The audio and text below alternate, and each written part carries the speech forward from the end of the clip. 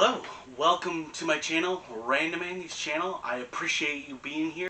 If you are new here, it'd be great if you checked out my channel for the top 10s, movie reviews, and so much more other film-related content on the channel. And if you are returning, welcome back. I appreciate you as well.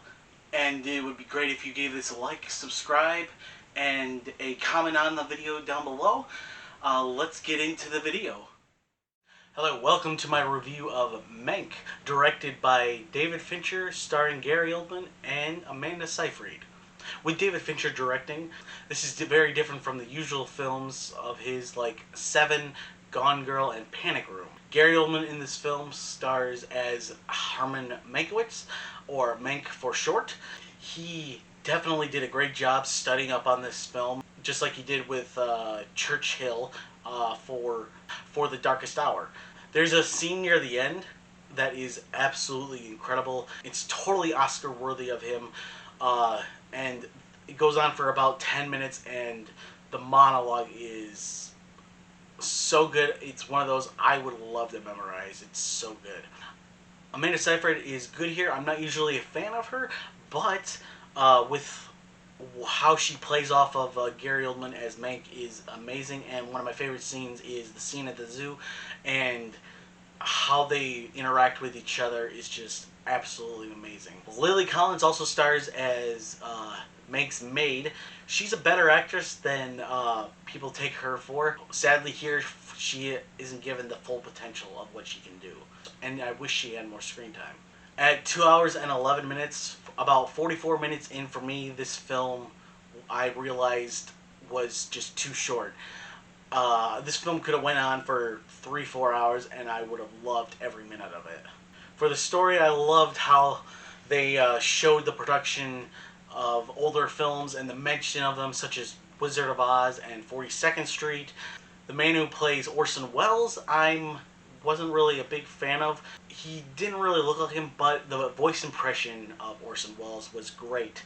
Although I do feel he wasn't in this film very much. I feel like either they should have kept him to the side and had him just over a phone call or whatever, or kept him in, or had him in here longer. Other cool thing is having a bunch of old classic film directors and actors making random appearances in this film is pretty delightful, when this is a film that I'm a sucker for, with it being a throwback and a love letter to old golden age Hollywood.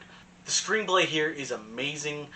I love how they begin every scene as if it was a screenplay being written out and, on a typewriter, such as like Enter Room 1, Orson Welles, 1940, stuff like that with the screenplay. It's very, very cool. Gary Oldman, he is fantastic with the screenplay. His lines he brings onto the screen really well.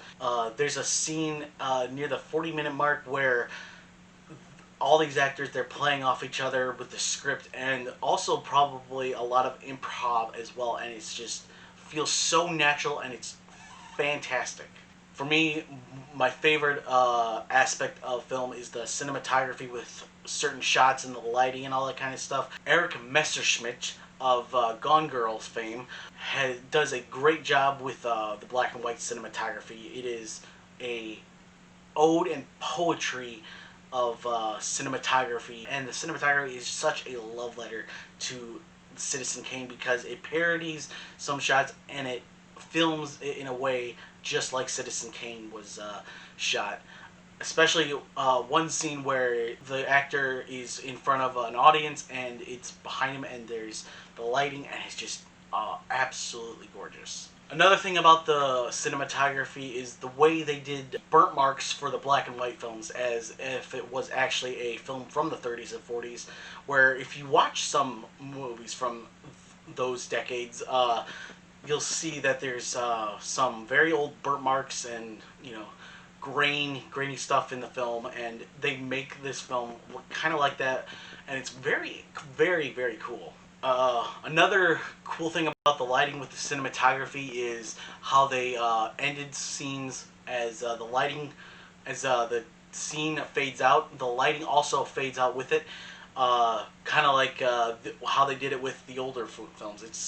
It's such a love letter to Hollywood. The production design on this is on point and is even better in black and white. I don't think they could have done this film in color, and it never would have did it justice. The cool thing is how they were able to recreate everything and make it look like the 30s and 40s, and just how much they put into the effort of all that great stuff. Composer Atticus Ross of the Social Network makes a score for this film that feels a mixture of both old age Hollywood and of modern day Hollywood. It's so good. I would absolutely buy this soundtrack from the film. All in all, David Fincher has another fantastic film on his hands.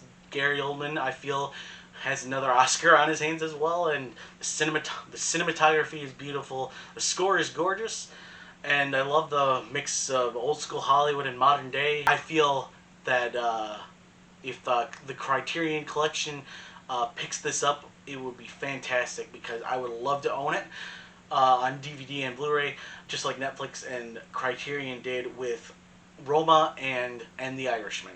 My overall score for this film is a 9.8 out of 10, and out of the 3,200 plus films I've seen in my life, this ranks at number 161 out of the 3,200 plus films I've seen. And that was my movie review of Mank. If you would like to see my other movie reviews, can see up above or in the description below. I appreciate you being here. I hope you enjoyed the video. Thank you for being here. I appreciate it. If you are a new subscriber, I appreciate you for subscribing. If you have not subscribed yet, I would appreciate it if you did. And click the bell to get notified of future videos, as well as for my subscribers who have been with me for a while. I appreciate you guys being here. Thank you for watching the video, commenting down below, and stay random, guys.